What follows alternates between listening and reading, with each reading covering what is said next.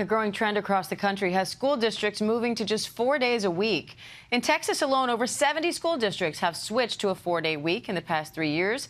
And some schools in Arkansas and Missouri are also switching to combat budget issues and teacher shortages. So is it working? Oregon State University Associate Professor Paul Thompson studies the impact of 4-day school weeks and is here now with more. Professor, thanks for coming on. What goes into this decision to move to a 4-day schedule? And is this something that any district could do?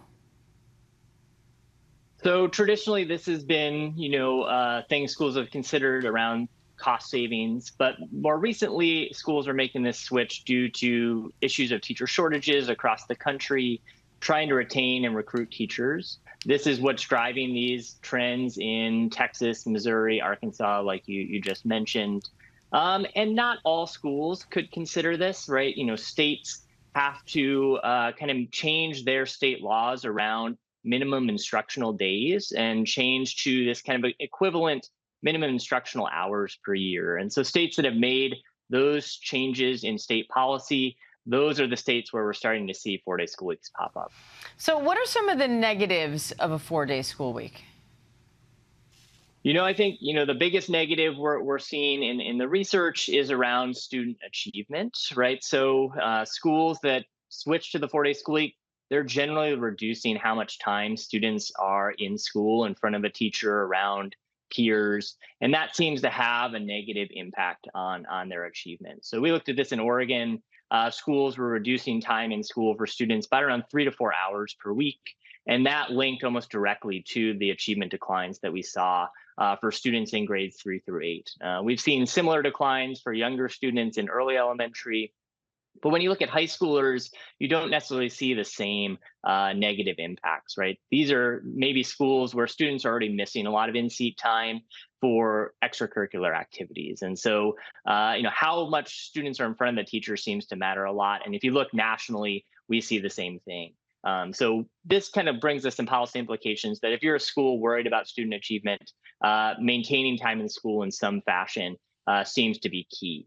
A second thing we're worried about is loss of things like school meals, physical activity, and childcare for families. And less is known in the research around those things, but I think those are things that parents often bring up when schools are considering this switch.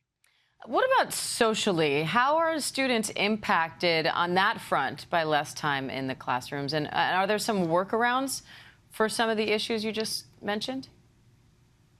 Yeah, so I think in terms of students, there's less time for students to engage with their peers. Maybe they're unsupervised on the day off. And research has shown increases in things like juvenile crime or other risky behaviors. Tobacco and drug use in areas that have switched to a 4-day school week, right? So that's problematic, especially for adolescent students. What are they getting into on the day off?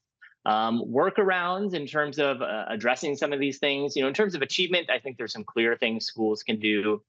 Lengthening the other 4 school days a bit longer to get students more time in front of the teacher, offering things like enrichment or remedial instruction on that 5th day. In places like Oklahoma, we've seen even virtual days being used on the day off, where students are getting asynchronous instruction, which may be better than no instruction at all. In terms of these other non-academic impacts, issues of childcare and food provision, that's a little bit more challenging, right? It requires additional financial obligations for the school districts, which traditionally have kind of gone in the face of the benefits they hope to get in terms of cost savings. But a bigger concern is that many schools tried to offer these things and there's just low participation, either because of transportation issues, work schedules not aligning to get their students to these activities. And so over time, these kind of fall by the wayside. So I think, that there's more emphasis needed in terms of what we can do to help students and families and communities make these 4-day school weeks as successful as possible. All right, Oregon State University Associate Professor Paul Thompson, thank you. And for more on the 4-day school schedule debate, you can check out more on GoodMorningAmerica.com.